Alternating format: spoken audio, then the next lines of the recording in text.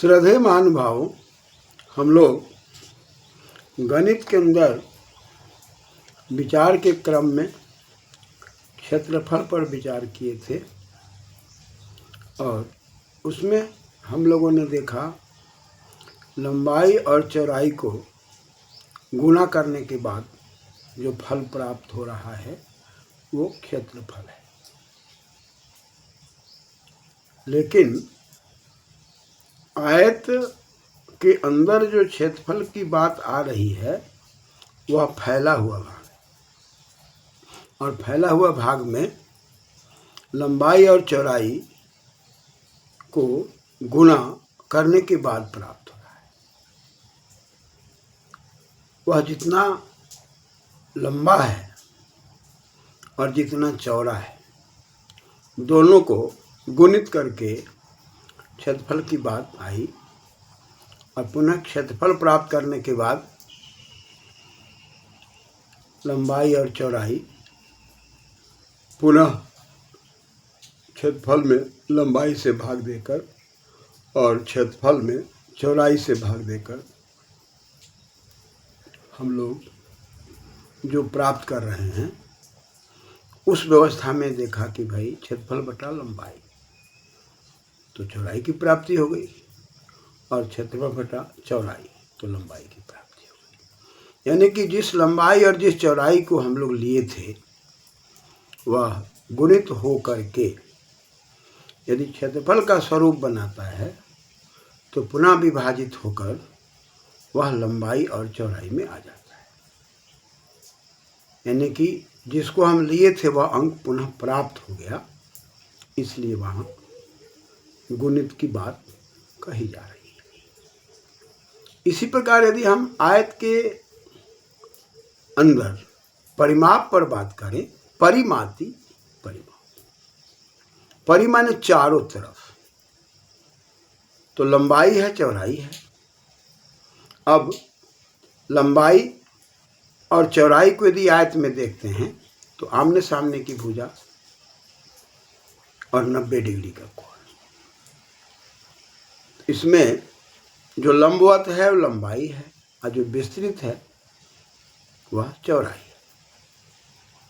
अब लंबाई देखने पर लगता है कि इस फैले हुए भाग में 2 है और चौड़ाई भी 2 है, तो 2 लंबाई है 2 चौड़ाई। और यदि हम 2 को उभयनिष्ठ मानकर अलग निकाल लेते हैं तब 2 गुना लंबाई जो चौड़ाई, यानी कि लंबाई और चौड़ाई में हम यदि जोड़ कर दें और 2 से गुणा कर दें तो परिमाप निकल जाता है। या लंबाई को और चौड़ाई को पुनः लंबाई चौड़ाई को सबको जोड़ दें तो परिमाप निकल जाता है। यानी कि ABCD कोई आयत हो तो AB ले लें और BD ले लें, CD ले लें और AC ले लें, चारों को जोड़ दें तो परिमाप दिखाई पड़ता है। अब इसकी व्यवस्था को समझाने के लिए जो हम लोग सेंटीमीटर मीटर लेते हैं उस माप के लिए यदि हम पहाड़ा के आधार पर पुनः पहले प्रयोग कर लें और फिर उस प्रयोग को समझ लें और समझ करके जो गणितीय व्यवस्था में पुस्तक के अंदर है उसको देखने का प्रयास करें, समझने का प्रयास करें तो अत्यंत सरल हो जाता है।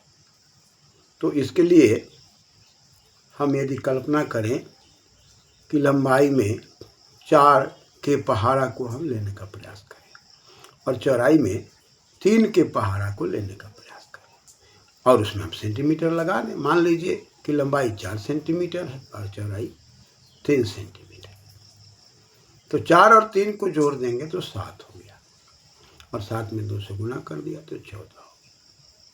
ये हमारा परिमाप मिल गया।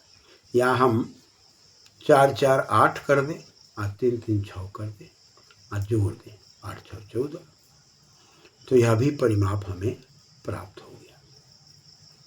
तो इस प्रकार से आयत के परिमाप में लंबाई चौड़ाई का योग करके और 2 से गुना की बात आई, यानी कि कितना फैला हुआ है। और क्षेत्रफल में लंबाई और चौड़ाई दोनों के गुना की बात आई।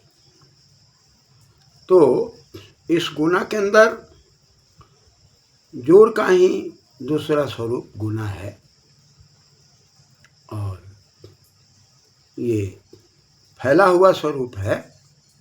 और पूरा ऐसा करने पर पुनः यदि लंबाई चौड़ाई की प्राप्ति हो जाती है तब यह सूत्र बन जाता है। तो सूत्र बन गया आयत का परिमाप बराबर 2 गुना लंबाई जोड़ चौड़ाई। और यदि हम इसी प्रकार क्रमशः 4, 8, 12, 16, 20, 24, 28, 32, 36, 40 ये हम लंबाई मापते चले जाएं। और इसी प्रकार से 3 के पहाड़ा में हम यदि चौड़ाई ले लें 3 सेंटीमीटर, 6 सेंटीमीटर, 9 सेंटीमीटर, इसी को कहें 3, 6, 9, 12, 15, 18, 21, 24, 27 और 30, तो 10 चौड़ाई ले लें और 10 लंबाई ले लें, तो इस लंबाई और चौड़ाई को जोड़ करके और 2 से गुना करके हम 10 परिमाप निकाल सकते हैं। इस प्रकार से ये 10 हिसाब बन जाने के बाद पुनः हम पुस्तक की ओर बढ़ेंगे और उसको देखने का प्रयास करेंगे, या इसमें विस्तृत होने की जो बात आएगी उस पर हम विचार करेंगे। लेकिन सबसे पहले सरल सहज रूप में यदि हम 10 लंबाई लेकर और 10 चौड़ाई लेकर के पहाड़ा के आधार पर जोड़कर गुना कर दे रहे हैं तो हमें एक व्यवस्थित बात मिल रही है, और छात्र या छात्रा स्वयं प्रश्न बनाना सीख रहे हैं। और प्रश्न बनाने के बाद उत्तर देना थोड़ा ज़्यादा सरल हो जाता है।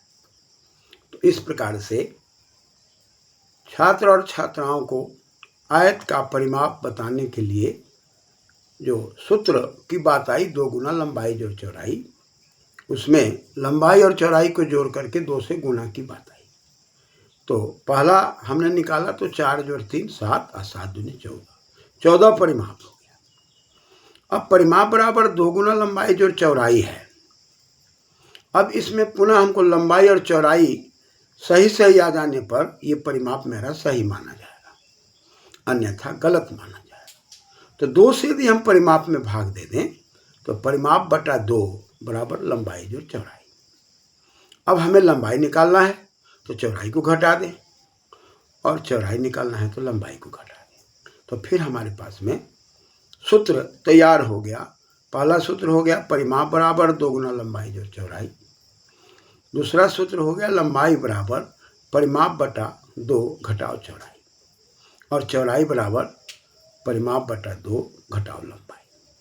और इस आधार पर हम यदि 4 के पहाड़ा लेकर के और 3 के पहाड़ा लेकर के 10 हिसाब बना लेते हैं तो क्रमशः हमारा ये दोनों सूत्रों का अभ्यास बहुत बढ़िया से हो जाता है, लंबाई निकालने का, चौड़ाई निकालने का और पुनः परिमाप निकालने का। इस प्रकार से हमारे पास एक परिमाप के आधार पर लंबाई चौड़ाई का निकालना और एक लंबाई चौड़ाई के आधार पर परिमाप का निकालना, और गणना के क्रम में विचार करें तो परिमाप निकालना एक सूत्र, लंबाई निकालना दूसरा सूत्र और चौड़ाई निकालना तीसरा सूत्र। लेकिन परिमाप के आधार पर लंबाई चौड़ाई निकालने की एक व्यवस्था और एक परिमाप निकालने की दूसरी व्यवस्था।